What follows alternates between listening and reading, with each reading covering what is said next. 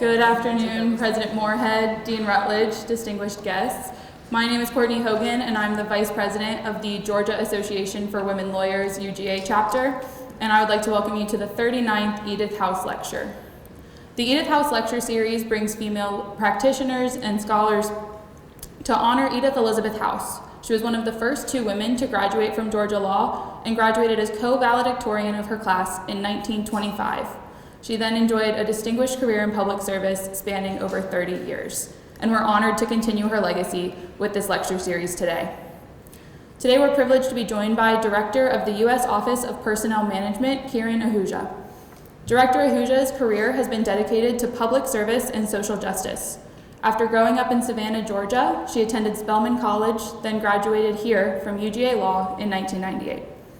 After law school, she first practiced at the Department of Justice before becoming the founding executive director of the National Asian Pacific American Women's Forum.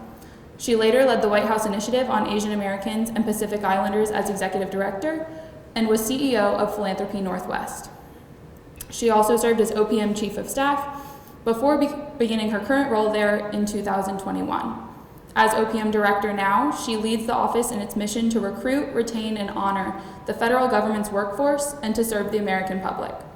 OPM acts as the Chief Human Resources Agency and the Personnel Policy Manager for the federal government to make it the model employer in the United States. Director Ahuja is the first South Asian American and the first Asian American woman to lead OPM, and we're so grateful to have her here today. So with that, I'll turn things over to Director Ahuja herself.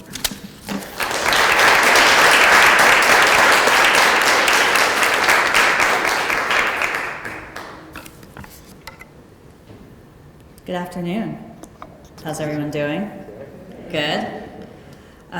It's great to be here. Thank you, Courtney, for the introduction. And it was great to have a chance to spend time with Dean Rutledge and President Moorhead. It's such a privilege to have both of you here and to be back at the law school.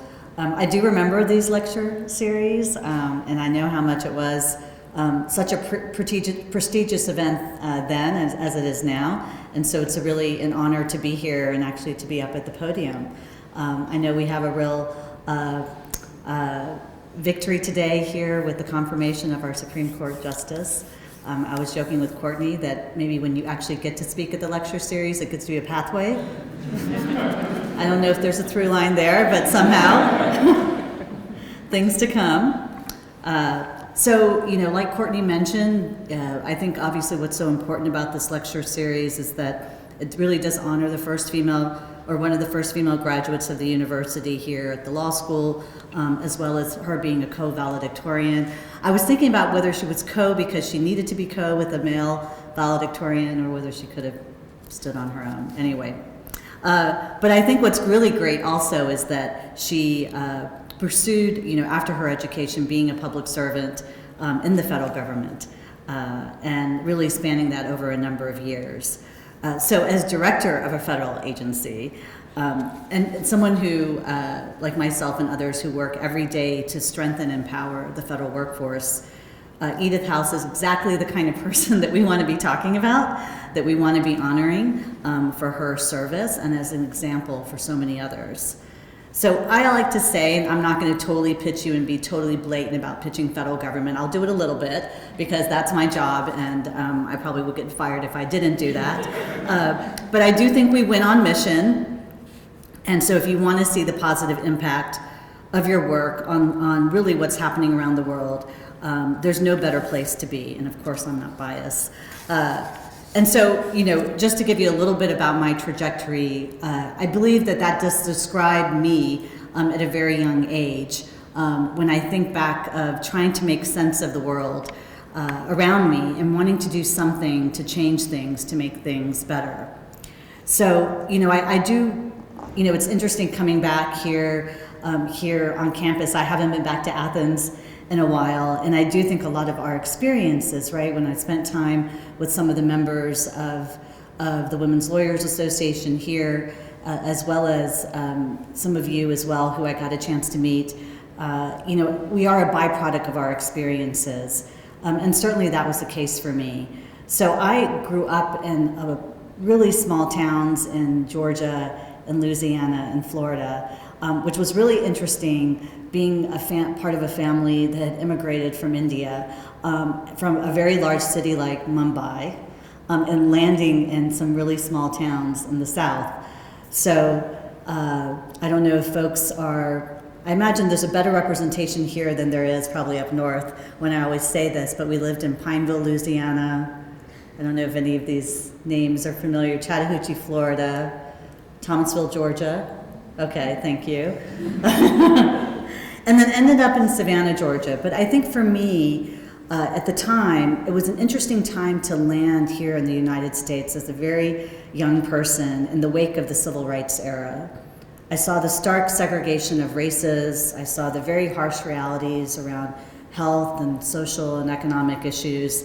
And I saw the kinds of injustices and inequality that I've dedicated my career to fighting ever since. What I didn't see were many people who looked like me. And growing up in Georgia at the time, and I'm going to date myself, and I know my gray hair does this as well, so I can't really escape that, but this was in the 70s, 80s, and 90s. There simply weren't many Asian Americans or Asian immigrants. So as you can imagine, it was difficult to feel the sense of community or shared experiences that are essential in how we become who we become and finding community. But those challenging times taught me about adaptability, perseverance, resilience, and they gave me a sense of purpose. And more importantly, and I still use this today, is they taught me to build bridges with people from all walks of life. And so those lessons learned in my journey have really woven a lot of what is a part of my public service and my advocacy. So I spent most of my time in Savannah, Georgia, and my journey starts in the classrooms of this city at a time when my school district was under a desegregation order, unbeknownst to me, really, frankly, until much later on. And so I just thought it was just the natural course of business that you get bused across town to go to your middle school and then bused across town to go to your high school. So you could be with students and kids from lots of diverse backgrounds. And there was in Savannah in the South this distinct racial divide between black and white students. And as someone of South Asian descent, I didn't really fit naturally on either side of the fault lines. So I will tell you, as a young person, as a teenager, it caused me a bit of trepidation because let's face it, as a teenager, like the only thing you ever care about is that you want to fit in, that you want to be liked. And that is, the one main goal. And so it was interesting that I quickly realized this, what I will call my in-betweenness, so to speak, made it a lot easier for me to cross these racial lines at that time, to get to know people from all walks of life and be able to kind of, at that early age, understand the value of diversity of people and opinions. I think in many ways it set me up to be a very active citizen, a very active listener, learn to put myself in the shoes of my classmates, no matter their racial background. And so after high school, taking that experience, or really kind of my entire time in K through 12, I had the privilege to attend Spelman College. And as I'm sure you know, Spelman is one of the historically black colleges here in Georgia, and it has such an important story in our regional and U.S. history. But a key point for me was that it focused on empowering women to engage the many cultures of the world and inspired us to to have a commitment to social change. I will say that it, you're going to excuse my French, but it was a place where I saw so many badass women that it was such a great example of the kind of person I wanted to be. And it was for the first time that I began to identify myself as a woman of color, and I began to identify myself as a woman of color leader. And that was the big difference. And that's what I saw all around me. I saw great examples of leadership and academic excellence and a very powerful and supportive women's community. But as incredible and life-changing as that experience was for me, it almost didn't happen. Growing up, I didn't know these institutions existed. I hadn't learned about the important role that HBCUs played in our history, hadn't been exposed to Black history or Black political power, so I didn't understand this aspect of our American history. It wasn't through my education or my guidance counselor that I landed at Spelman. It was through the encouragement of my friends who said, you know, you should check out this school. It's an incredible place to go. And as someone who had spent her formative years moving between racial boundaries, I was comfortable attending an HBCU as an Asian American woman. I will say there was a moment when I was chatting with my friends and they were all saying, you should go to this school. And I was like, but you know, I'm not African American. What is that gonna feel like?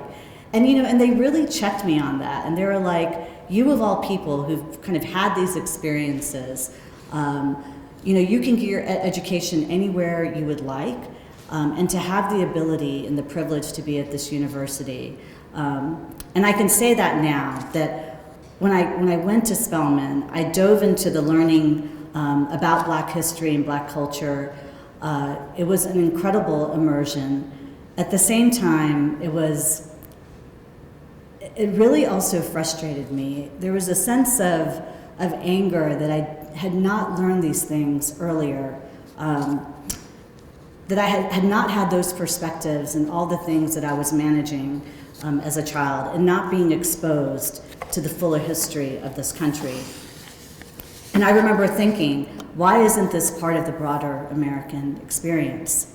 So I feel extremely fortunate that I attended Spelman. It gave me an incredible perspective as a young woman. It instilled in me some very important leadership qualities that I hold still today. And it was absolutely one of the most formative and pivotal experiences in my life. It also paved my way to this law school if I hadn't gone to Spelman College.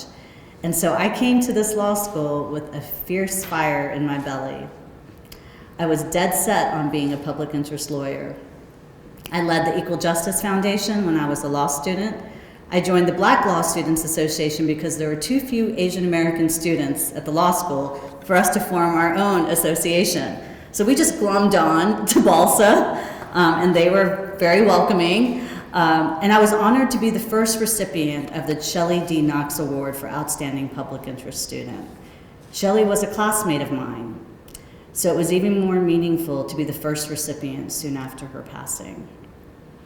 I was influenced by amazing and fierce professors like former Dean Rebecca White, the late Professor Milner Ball, Professor Alex Scher, who I believe is still here, and recently retired Professor Russell Gabriel.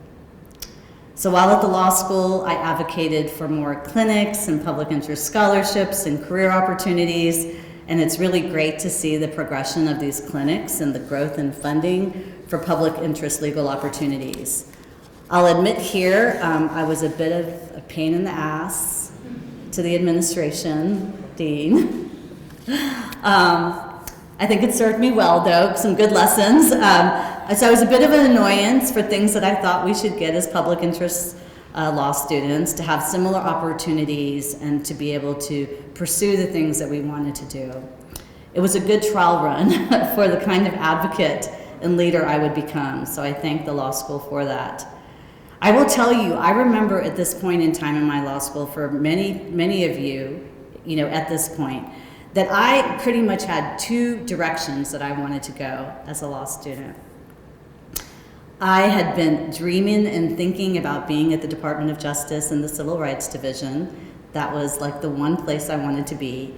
But there was this also tug, because of the work that I had done with Professor Russell Gabriel, and being a criminal defense lawyer and working on indigent criminal defense issues.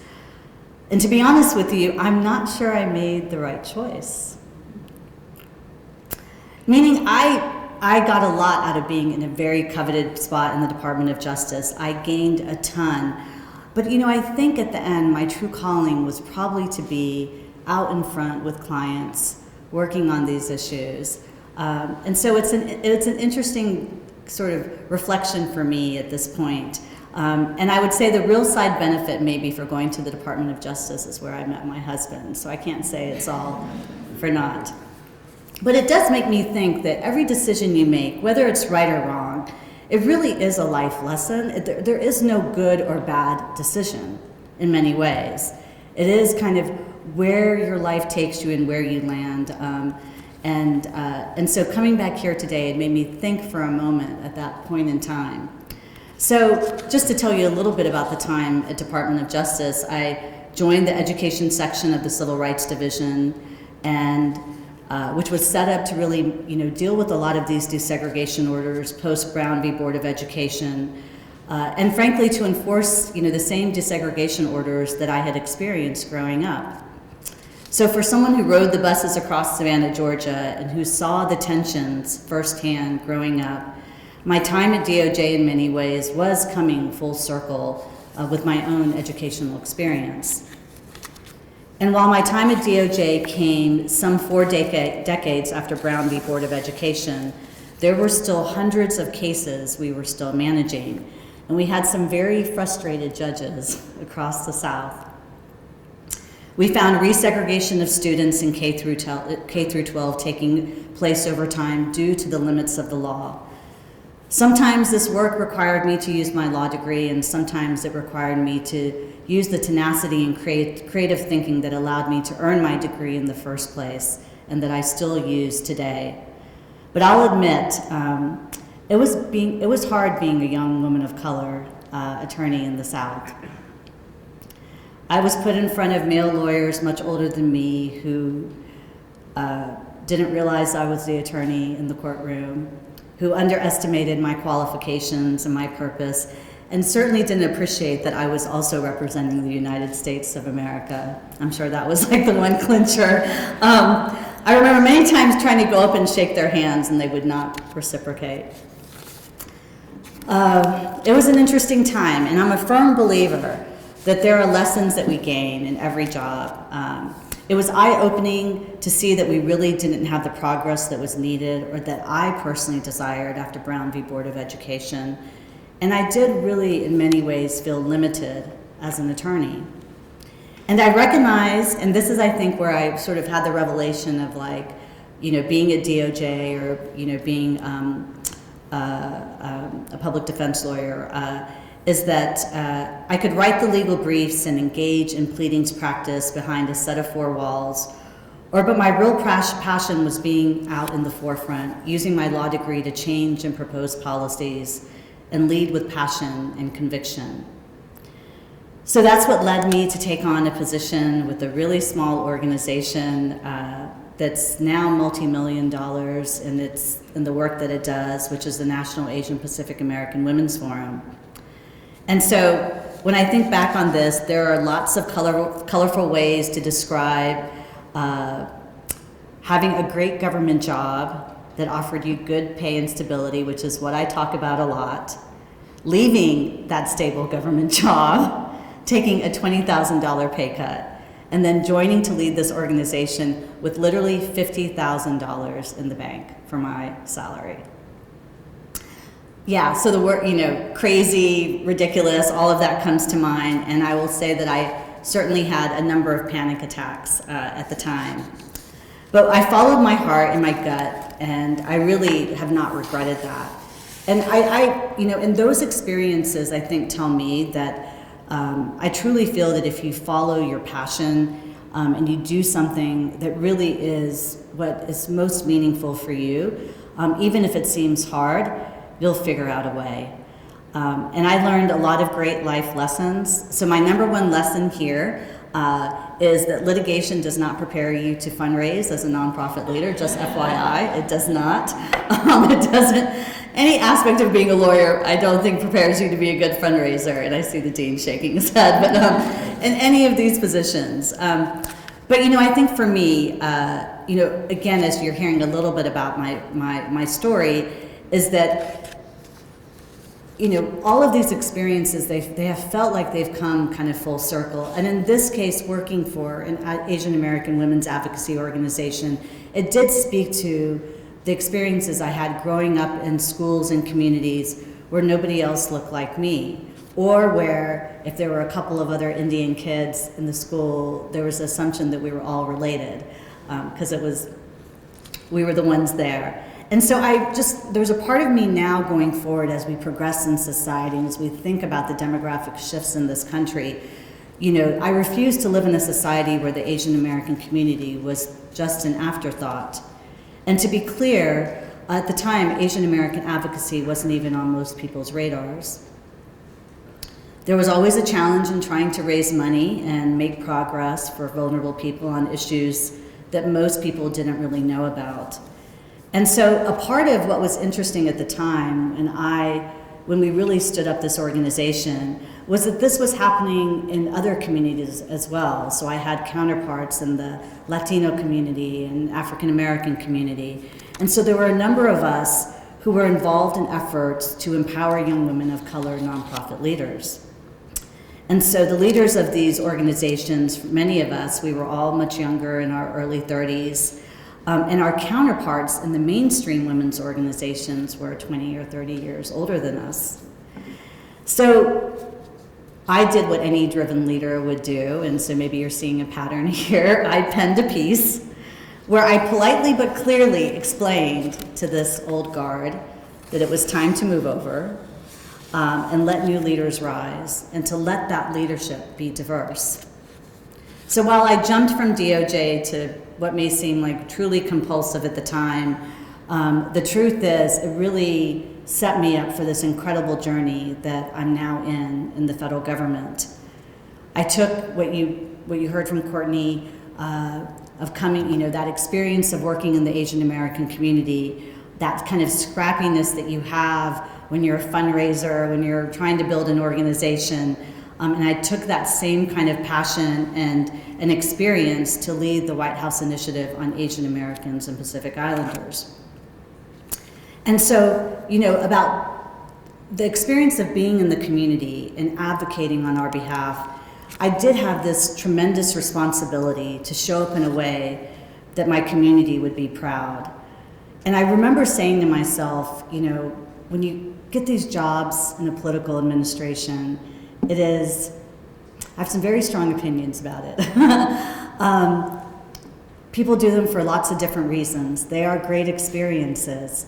But when I was taking this job at the beginning of the Obama administration, it's the only job I wanted. You'll hear me say this again about OPM as well. And I wanted, if I was going to do it, I was going to do it in a way that was going to truly hold us accountable for the things we thought we should be doing in our community. And I felt like my name was on the line because I had been out there on the front lines with this community, and now I was kind of going into like the belly of the beast, and very easy to get distracted with all sort of being in the administration. And so I think, a part of that experience of being in the community, but also coming into government and having that connection to a cause was very meaningful. I took those experiences of working in government at the beginning of my legal career, stepping out of government to be an advocate, and then using those same advocacy skills to move things internally within government. And so what I realized was, and now being in this role, you need all kinds of people in government. We need the lawyers, the scientists, the engineers, the policymakers, and we most definitely need the advocates. And I always felt, frankly, the most effective government leaders are the ones that actually see themselves as advocates inside government. I think oftentimes there's feeling that, you're a bureaucrat, you're sort of responsible for these things, but where I've seen things move is people are pushing for their point of view. They're pushing for what they believe in on any particular policy issue. And so in many ways, if you're in the clinics here, you're being an advocate on whatever issue, you're sort of participating in mock trial competitions, there is that kind of fierceness that we need in government. So that ability to make progress across the federal government in my role leading the White House Initiative on Asian Americans and Pacific Islanders in many ways led me to my time now at OPM. I came to the Office of Personnel Management first as Chief of Staff, and I spent my final years in this agency in that role. And it was incredible to now be, an advocate for a particular community, to now be an advocate for more than 2 million individuals in the federal workforce. I'm still trying to figure the through line. But I think what was interesting is that I was also asked to take on the senior leadership position at a time of crisis for the agency. The agency had faced some major data breaches, pretty much hitting the news. And even though I absolutely fell in love with the experience, it's crazy to think that I was like running towards the fire of something like this.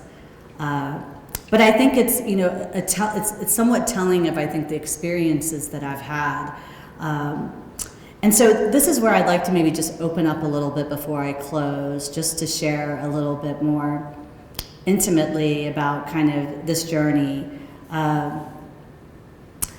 You know, it's been an absolutely daunting experience taking this on as a woman of color.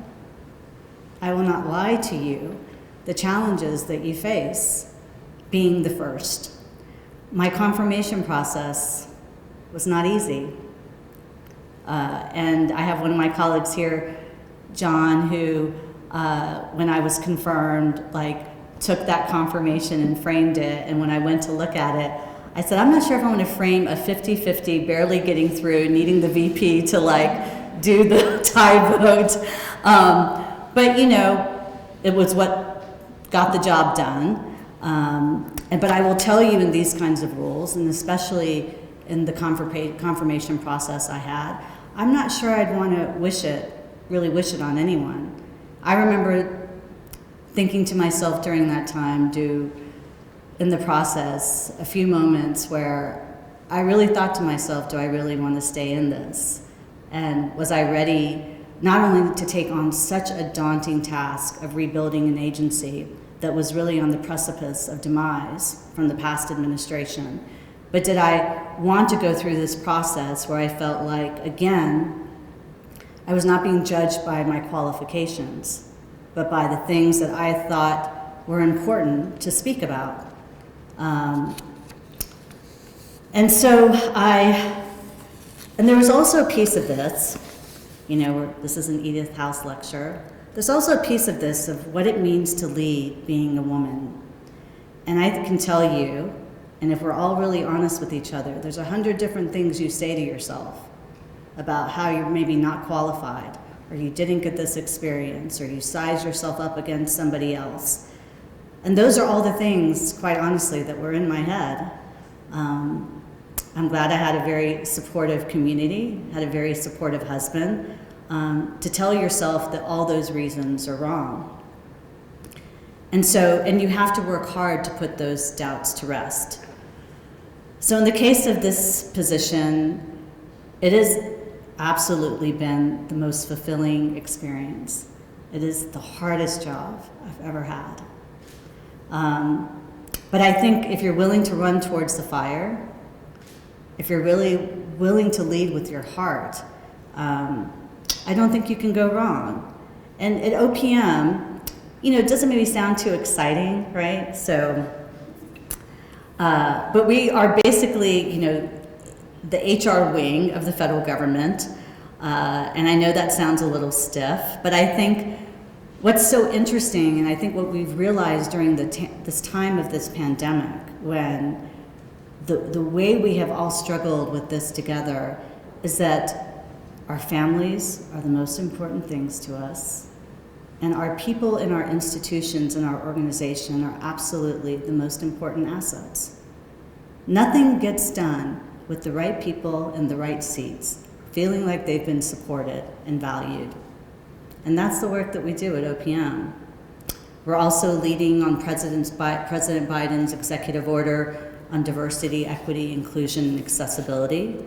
We're working hard to make sure we are drawing from every facet of this country the full diversity of what this country has to offer, and that we position ourselves as a model employer, that no matter your background, that we are going to create a diverse and inclusive work environment for everyone to thrive. And I feel especially committed to this because of just my own personal life experiences of what it feels like not to feel totally in place to fit in your surroundings, and what it means to kind of make your way. And for us, nobody falls outside of those federal policies or protections. We also create hiring paths for federal agencies. That basically means we set the policies to allow them to get the right people into the right positions. And to my friend over there who's waiting for her coveted job, we're not always working as quickly as we should to get people in. There's a lot more that we need to do better around recruitment, around how quickly we bring people on. We have a focus on early career talent, and we've got to do a better job of how we talk about public service. We have to do a better job to talk about how government is a force of good, I believe. I think we underestimate when we don't have these institutions, what that does, the destabilizing effect it has in our society.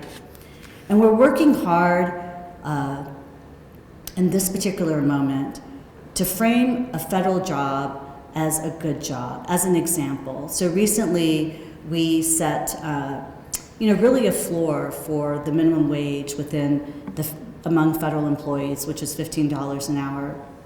It's not necessarily a living wage, it's a floor, but I think for us it was a signal to send to states and cities around the country that we need to do more to support people with a living wage. And we're reducing barriers to collective bargaining in our workforce. So there's a lot of through lines in the experiences I've shared with you. I would not be here today if I had not kind of run towards the fire, had sort of followed my passion for the work we do in this agency and the work I did for the Asian American community. The fact is we carry our experiences, both good and bad. That's why working as a civil rights attorney at DOJ's education section felt like I was coming full circle for someone who'd been bused across town and managing that stark racial divide. There are two lessons I'd like to share at the end that have served me well. One has been when I talked about my time being at Spelman College. The lesson I took from that was that you learn so much by immersing yourself in new perspectives and broadening your experience. I think for me, it's one thing to say that we have a diverse set of friends. It's another thing when you truly understand those experiences. And for me, that immersion gave me a level of appreciation I will never have by saying I've got friends from different backgrounds. It also allowed me to lead from a place of empathy and inclusion. So when you think about being a leader and a leader in your profession, and you think about, yes, you need the intellect, the qualities of being a good manager, of knowing the work, knowing the issue, being a hard worker and a good study. But don't ever forget, the biggest thing that I've seen as a value in a lawyer is the ability to have empathy, to lead with humility, to not remember that the person across from you is really in the exact same position and has their own life experiences that they're managing. And that was part of what I took from my time at Spelman. And the other has to do with leadership.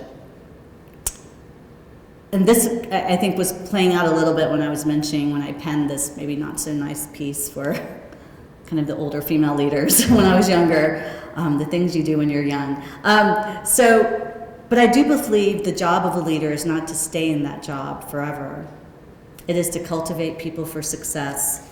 It's important to care deeply about the issue you work on, but it's also what I feel a fundamental duty and purpose in caring about the people you work with. In that sense, careers are not just about climbing ladders, they're about extending them down for others to climb. I get just as much joy in the work we do every day as I see supporting my team. So in that spirit, I'll close with the fact that we share more in common than an allegiance to this law school. To me, the drive to learn and practice the law is the drive to see the positive impact of your work in the world around you. There is a platform that is uniquely positioned to allow its workforce to impact the world, and that is the federal government, of course. There are opportunities in every single agency, this is my PR pitch, and in every state in the country to put your talents to work. And right now, we are hiring tons and tons of people. We need them. We need you. We've got a major infrastructure law to implement. And so my final message to you is, if you're inclined to engage in public service like Edith House herself, we want you on our team, and yes, we're hiring. Thank you.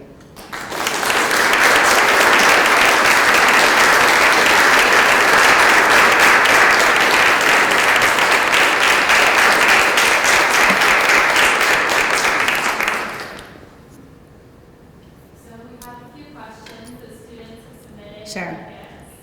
And we'll start with, you mentioned how you believe being an advocate strengthens your ability to work within your role, but we have a student wondering, how do you navigate these strong personal feelings and passions on certain issues and topics and still fulfilling the duties and expectations of your role?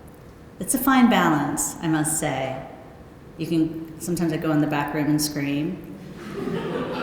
If I don't get my way. My colleagues know what I'm talking about. Yes, I mean, I think there's definitely a balance, right? I think you have to have those convictions, but you can't be totally unreasonable. You have to sort of figure out when you play your hand and when to move forward, when to kind of sort of be in kind of resting mode. But I think you have to understand you're going to win some and you're going to lose some, so to speak. And there is a little bit of that dance. And so, but I think at the end of the day, you have to also just ask kind of what is your bottom line, right? Like, where are you just not willing to compromise? But a lot of the work we do in these positions, it's a lot of the relationships that you have to cultivate. I mean, at the end of the day, I find that there's less struggle around the issues. There's more struggle in managing people's personalities, and where they see themselves and sort of a particular point of view they have, and so there is a lot of in the federal government and in these political positions, I'd find, there's a lot of passion. I mean, I'll say being in government, especially in these positions as a political appointee, and I would. I'm not sure if I'd recommend the confirmation process to everyone. I would definitely recommend being a political appointee and having that experience, because I will tell you, one of the reasons why I wanted to come back is the experience I had during the Obama administration was literally to be with every single person who was so absolutely motivated and so passionate and so committed. And that network of people, I mean, we're still all very close. It's a huge network. At the same time, it's you're dealing with a lot of very accomplished, smart people with a lot of egos, right? So it's a mix, right? I think, and what's interesting for me in this agency is we're a little bit of we're not the big dog, right? We're not like the Department of State or we're the Department of Defense or some of these larger agencies. And so for me, it is, a lot of the work I'm trying to do is really rebuilding this agency. And I have to push, and I have to be a huge advocate. And I have to remind people of where we were before, when there was a huge effort to dismantle this agency under the auspice that, that federal workers could not be trusted, and that there was this over-politicalization of our civil service.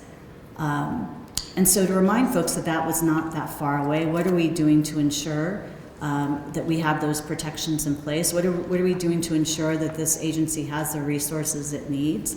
So damn right I'm going to be an advocate, and I'm not going to back down on certain things, but I also know I need to play the game. And so for me, a little bit of this is like the David and Goliath, and I love being on the fighting for the underdog, The next question we have submitted was, what steps did you take that you feel made you more successful what steps in the NGO space, and also that's really a great question. I think I was, what I was trying to convey in my remarks was, I really did see a lot of through lines. I will say the one thing that I took from working in advocacy and with organizations and then coming into government. So one thing is, as you kind of, and I know I'm talking to a mix of folks who are in their careers and then kind of moving into their careers, is that, yes, you have to be an expert in your field, but as you move up, you also just have to be a good manager. Have to know how to lead people and lead them well. So I think for me, I spent the same amount of time learning the issue, learning what was going to help me move things forward, but also learning how to be a good manager so I could have the people around me to do that work. I realized also in advocacy and also in government, it's key to build relationships.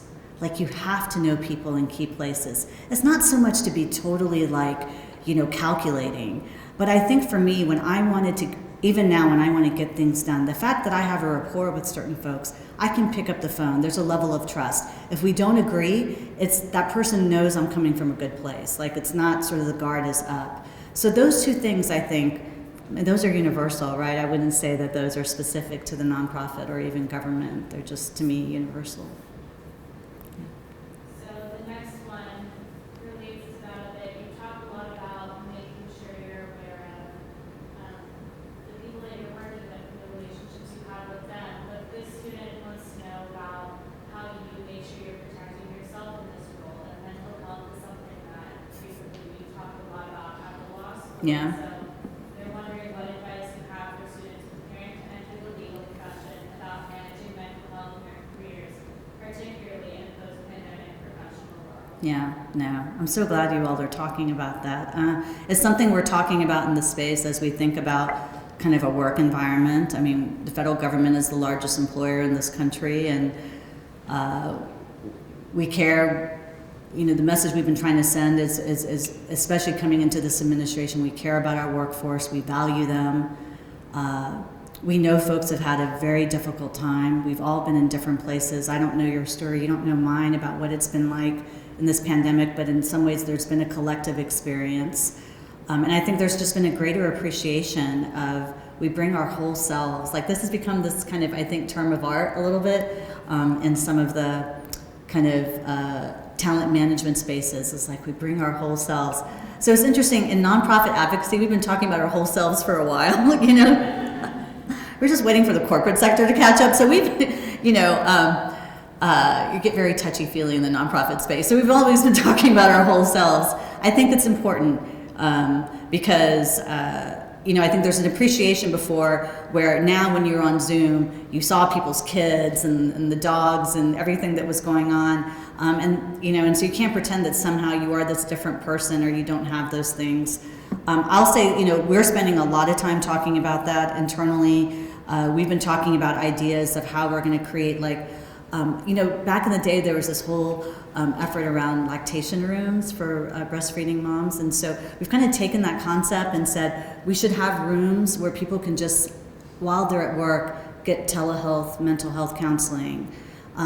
So where it's you don't have to then try to figure out how to fit it in your day. Maybe if you're home, working from home, that's great. But if you're in the building and it just feels something's a trigger, or just, so you've gotten news from a family member, whatever, but and just making it much easier. And so we're trying to think of those creative ways. I will say for me, I'm a big believer that you have to have balance. I think these jobs are very demanding. For myself, I'm a long-time yoga practitioner, and I get up super early in the morning. I 4:30. I love the morning energy and the quiet, and I don't have to get emails from my team members because they're all asleep. I can just dump a lot of emails on their inboxes. But I think it's sort of figuring out your own balance as well. So there's both this collective organizational approach, but then there's also like, I think for us to give that space to our colleagues to say is, what are you defining for yourself that you need? And what I love about kind of the younger generation is they're fierce about protecting that. They're fierce about speaking out about that. I wish we had done it. And oftentimes I get pushed in certain ways and I'm like, man, I didn't do that. And I thought I was like, asked for a lot of things. So I'm just like, kudos to making us more aware of how essential it is to support our colleagues in so many different ways, not just in kind of your own intellectual pursuits. So we have one last question from a student. What advice have you received either throughout or during your career that you would pass on to students, especially women and those with marginalized activities?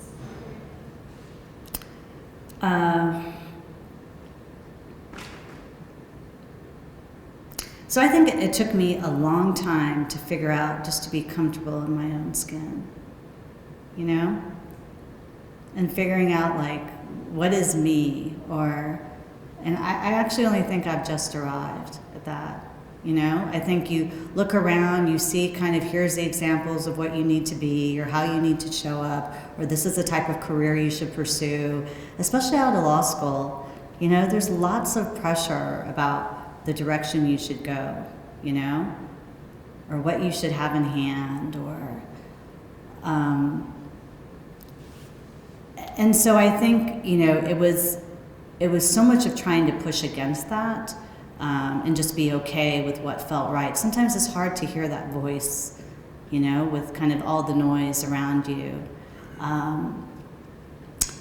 So yeah, I feel like I've had some really great mentors, some very, very, like just fierce women of color who I've just used as examples. And so I think there's that. I think it's so important, and I know this kind of sounds a little cliche, but I see it a lot, like in Washington. I know this is being recorded, okay.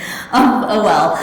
So, you know, I see a lot of this in Washington where it's sometimes, you know, because of the stress of a job, you know, we don't show up well. We let the stress get to us. We get angry. We yell.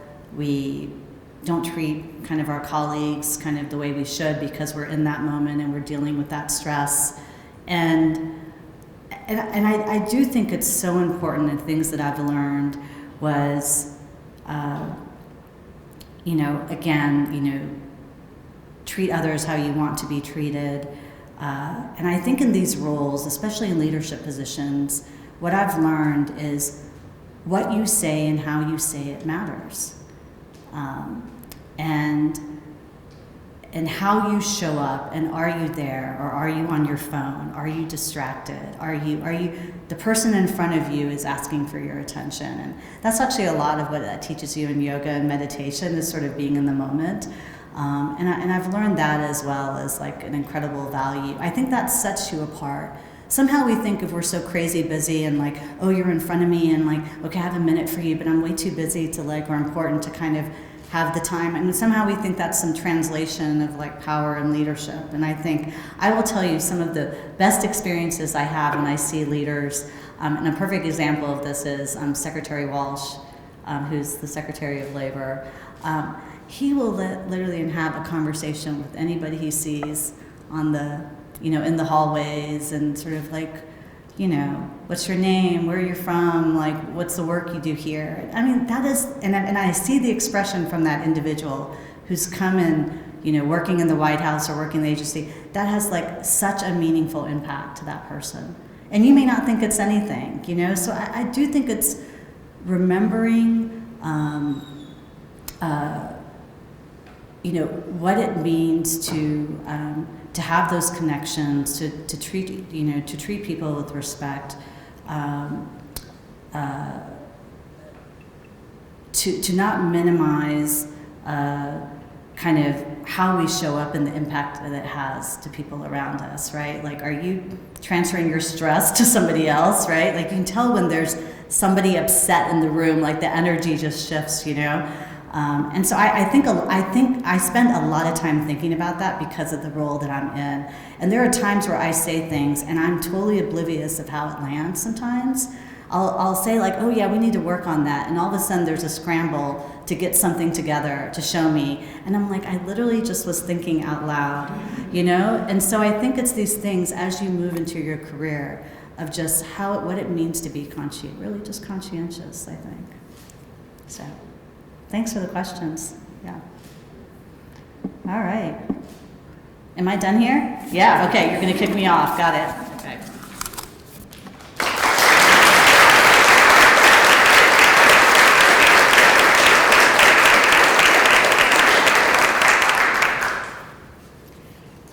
Thank you so much, Director Ahuja. I'd like to also take this opportunity to give a special thanks to our sponsor, Edith Elizabeth House, and her wonderful family, the Bentons, who are always willing to show their support to this lecture series.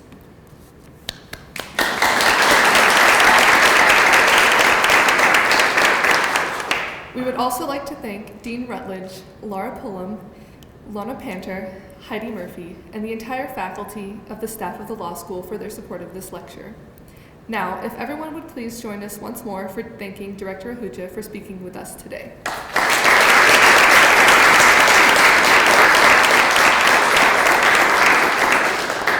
There is a reception that has been set up in the rotunda downstairs for everyone to enjoy, so please join us, and thank you again for attending the 39th Annual Edith House Lecture Series.